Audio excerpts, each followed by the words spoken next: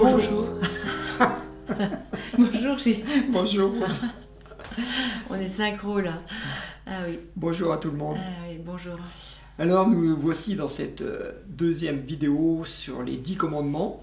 Le numéro 9, tu ne porteras pas de faux témoignages contre ton prochain. Et donc on va le synthétiser en disant tu ne mentiras pas. Parce que porter un faux témoignage, c'est mentir, mais quoique le mot témoignage, quand on témoigne de quelque chose... C'est souvent au niveau de la justice, j'appelle les témoins à la barre, levez la main, dites je le jure. Et là, un faux témoignage, ça peut engager la vie de l'autre. Dans la justice, faire un faux et usage de faux, ça peut coûter cher. Hein. Ouais. C'est-à-dire qu'à partir du moment où on met une signature, où on dit ou la parole, ouais. On engage son verbe. C'est important, c'est l'importance du verbe en fait là. Avant les écrits, les témoignages c'était oraux. Hein. Et donc à partir du moment où à l'oral on témoigne de quelque chose, on engage l'univers, parce que le pouvoir du verbe, on engage l'univers.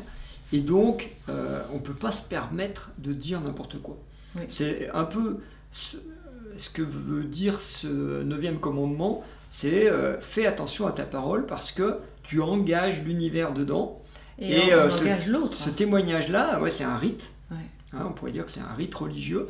Il va engager quelque chose et donc, cause-conséquence, après tu risques d'avoir des effets de retour. Alors il me vient une chose étonnante, un faux témoignage, ça pourrait être l'apparence qu'on donne et qui est fausse et qui est là pour berner les autres.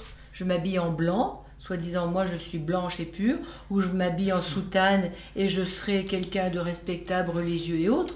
Et en fait, mon habit témoigne d'une image qui fait croire aux autres, mais derrière, il y a un mensonge. Et donc là, c'est pareil, c'est un faux témoignage. Ça témoigne de quelque chose qui est faux, en fait. Si on gratte au fond, nos égos, c'est un faux témoignage, c'est un mensonge.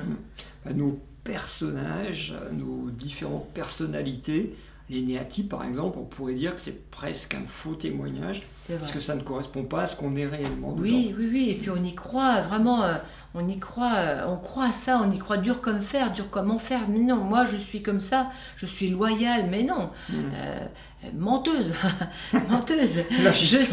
Je suis fort, mais menteur, tu es mort de trouille, tu as peur. Vous voyez, tous ces faux témoignages, notre apparence témoigne de quelque chose.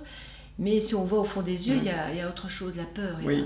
Donc tu as lâché le mot fatidique, c'est mental, menteur. Ouais. C'est-à-dire que la racine latine du mot menteur et mental, c'est la même racine. C'est-à-dire que le mental est un menteur. Et donc ce commandement, quand il dit tu ne porteras pas de faux témoignages, il est en train de dire fais attention à ton mental, parce que ton mental est un menteur. Ouais.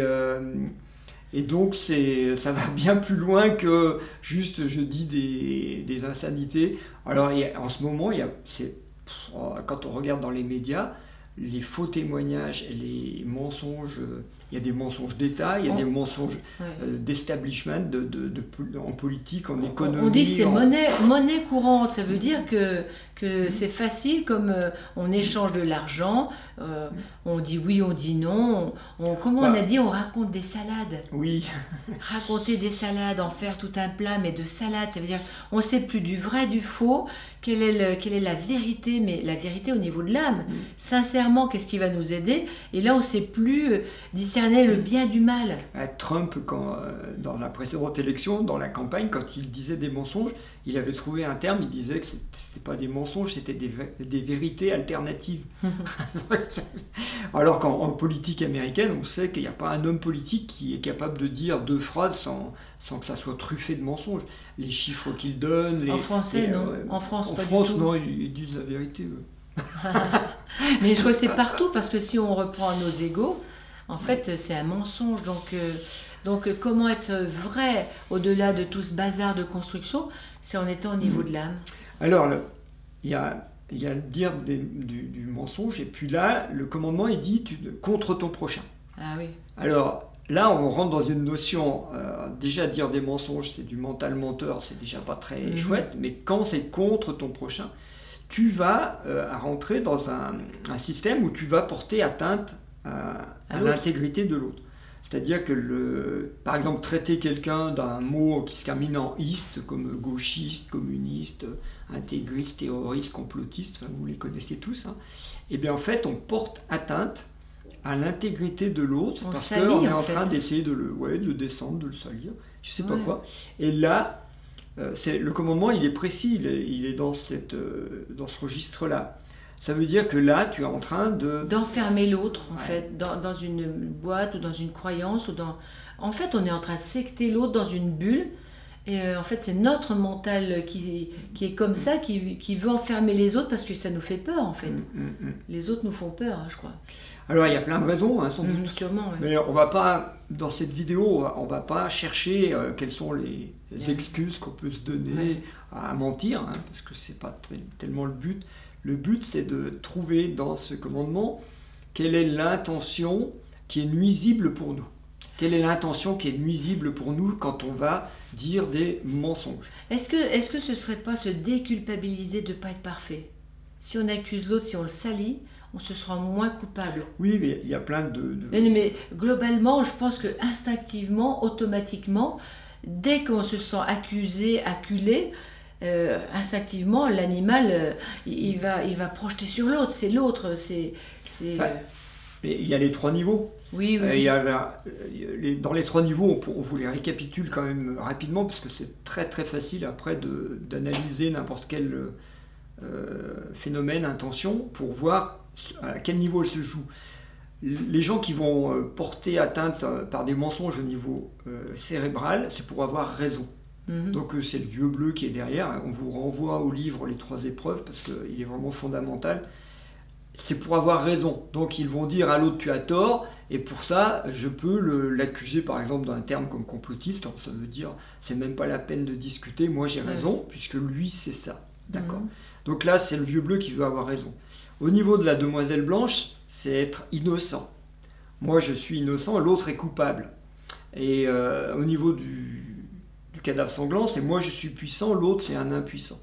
Et en fait, les 3 mensonges vont aller dans ce registre-là.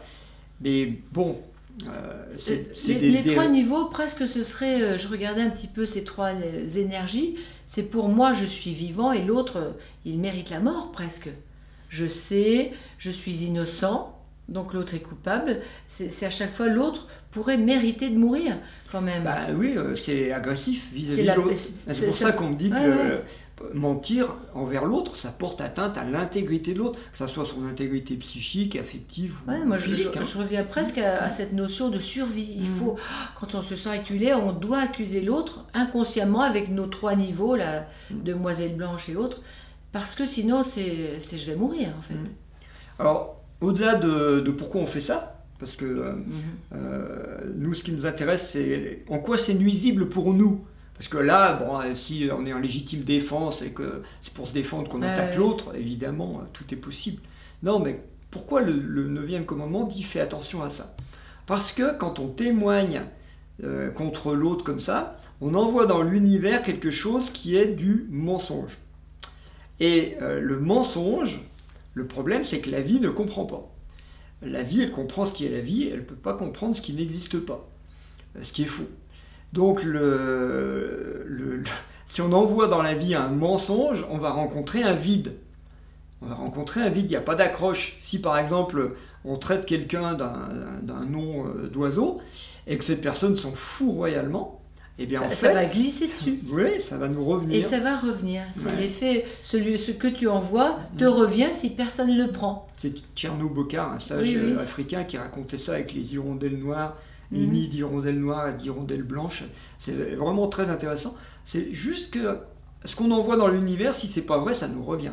Alors, quand on l'envoie sur les autres, bah voilà. Mais il y a aussi un autre point, c'est si on l'envoie sur soi. Parce que le 9e commandement, on ne parle pas. Il ne dit pas tu ne diras pas de mensonges contre toi, il dit contre ton prochain. Mais contre soi, qu'est-ce que ça fait? Si par exemple, moi je dis cette main droite, c'est un pied. Aussi, on dit je suis nul, je suis un imbécile, alors qu'on est intelligent, mais qu'on se juge comme ça. Et ben, on fait aussi un péché, entre guillemets. Ouais. Et si on dit quelque chose contraire au biologique, c'est ça que je voulais dire, toi, sur la main. Si par exemple, je dis, moi, mon corps est un corps d'homme, mais je dis, je suis une femme, par exemple. Qu'est-ce que ça fait au niveau de l'univers? Puisque j'envoie à l'univers un verbe, un témoignage. C'est ça qui est important, il faut qu'on voit vraiment ce que ça implique. Puis le verbe est J'envoie un témoignage de quelque chose qui n'est pas. Je dis l'arbre est rouge, il est vert. J'envoie un témoignage. Qu'est-ce que fait l'univers en face? C'est ça qu'il faut comprendre au niveau de l'intention. Ben, l'univers ne peut pas répondre. Il dit, bah, je vais essayer de le faire rouge là, mais ça ne va pas marcher. Eh bien, il se passe la même chose quand on témoigne d'un je suis, qui est la phrase fondamentale du verbe créateur, c'est je suis. Si on met derrière quelque chose qui est un mensonge, comme tu disais avec l'habit qui fait moine, et bien en fait, ça nous met un filtre. Et bien en fait, l'univers va nous renvoyer quelque chose de complètement désordonné, faux, puisque lui, il ne va pas pouvoir répondre à ça. Est-ce que ça ne nous emmènerait pas dans un monde irréel de fantasmes, de visions? Par exemple, les personnes qui ont des hallucinations ou des visions extraordinaires, comme le gars qui sort de la douche et qui dit « j'ai vu pousser du lierre sur le truc ». Est-ce que ça ne viendrait pas, tous ces mots « je suis médium »,« médium », où je vois des choses, est-ce que ça ne nous emmènerait pas dans un monde flou? Moi, je pense que ça décolle complètement de la réalité. Oui. Parce qu'à partir du moment où l'intention est de témoigner de quelque chose qui n'existe pas, ça pourrait le faire exister dans notre monde. Ça peut que décaler. Et nous emmener dans un monde illusoire. Ouais, c'est possible ça, oui. Voilà, donc là, on est en train de creuser là, parce que du coup, qu'est-ce que ça peut faire? Ça ne peut faire que du désordre. Ça ne peut que donner prise à du désordre. Et ça ne peut que créer du désordre en nous. Et c'est ça que le commandement dit, faites attention à ne pas porter de faux témoignages. Eh ben, moi, ce qui me vient là, c'est que peut-être bien qu'on est sans arrêt, en permanence, dans de faux témoignages quand on parle de nos croyances. Parce que ce qu'on croit, moi, ce que je crois de la vie, je le perçois à travers mes filtres, toi, tu perçois à travers tes filtres. Et c'est pas la même chose. Et sans arrêt, on insiste, et même parfois on pourrait être en confrontation, parce qu'on n'a pas la même vision des choses. Et là, donc, on projette notre mensonge sur les autres, et ils doivent y croire, sinon on va se faire la guerre. Ça pourrait aussi aller jusque-là. Oui. Ah oui. Donc là, il y a beaucoup à dire sur ce 9e commandement, parce que le mensonge, en ce moment, il est partout. On le voit partout.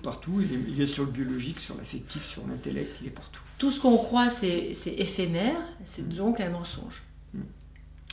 Alors, du coup, le 9e commandement, il nous dit faites attention à ça, parce que ça va se retourner contre vous. Je vous rappelle que les 10 commandements, ce ne sont pas des interdits. Nous, on ne va pas les analyser comme des interdits, mais comme des mises en garde. Moïse, il vient à son peuple, il dit attendez, moi je vais vous donner 10 mises en garde, ça fait déjà pas mal, mais je vais vous en donner 10, les accords Toltec, ils en donnent 4. Faites attention à ces trucs-là, parce que vraiment, tous les jours, vous allez vous faire berner et ça va se retourner contre vous. Oui, ça se retourne contre nous. Ouais. Donc là, ça nous met juste en garde en disant tâchez avec votre verbe et votre main, quand vous faites des écrits, de témoigner de quelque chose qui soit vrai. Alors, le vrai, ça se discute, on est d'accord que ce qui peut être vrai à un moment peut être faux le lendemain.